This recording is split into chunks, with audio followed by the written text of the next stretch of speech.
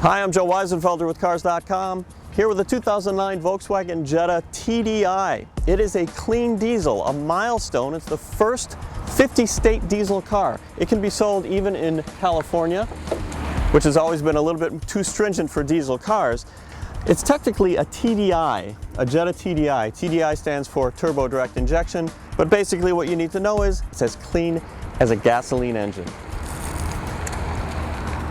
So why would you even want a diesel? Because they're more efficient than gasoline-only engines of an equal power.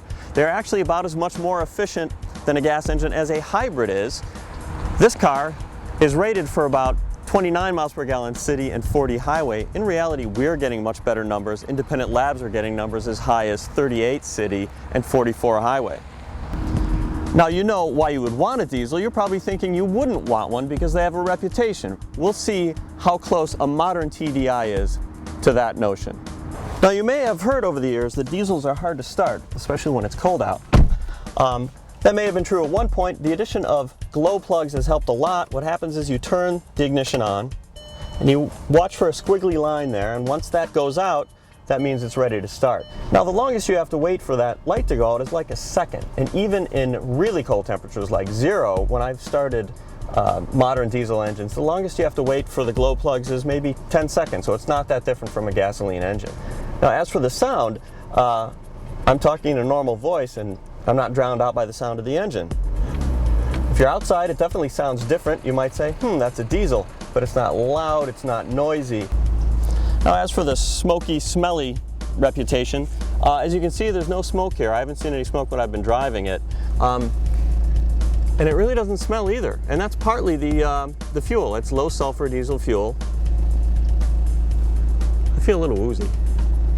Now in terms of equipment, the TDI is somewhere between the SE and the SEL trim levels. Those are the gas versions. Really well equipped, and the price is just under $22,000. Also, you get a federal tax credit. That's real money. That's not a deduction. It's a credit. And then there's the issue of how much you save in fuel. Now, diesel fuel costs more than gasoline now. It didn't used to be that way. If you do the math between this version and, say, a gas version of the Jetta, you'll probably find that you're still going to save money in the long run, and you'll probably pay less for a car like this than you would for the average hybrid. Now, diesel cars in the 80s and 90s were pathetically slow. We're talking 0 to 60 in like 20 seconds. Seriously. This is a little different. This is a turbo diesel. It has less horsepower than the gas engine, but more torque, and that makes for a really robust launch.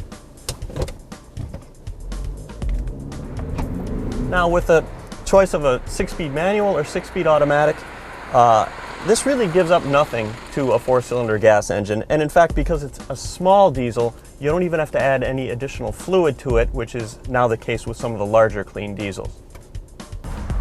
Now there's no doubt diesel filling stations are less common than gas. You can find them though. Go online, you can put in a zip code, click on diesel, and find filling stations within a certain radius that have diesel fuel. Now, it looks pretty much like most of these conceptions about diesels are misconceptions now. Overall, the modern diesel in the form of the Jetta TDI is very impressive. For additional information on this car or any other, go to Cars.com and our blog, Kicking Tires.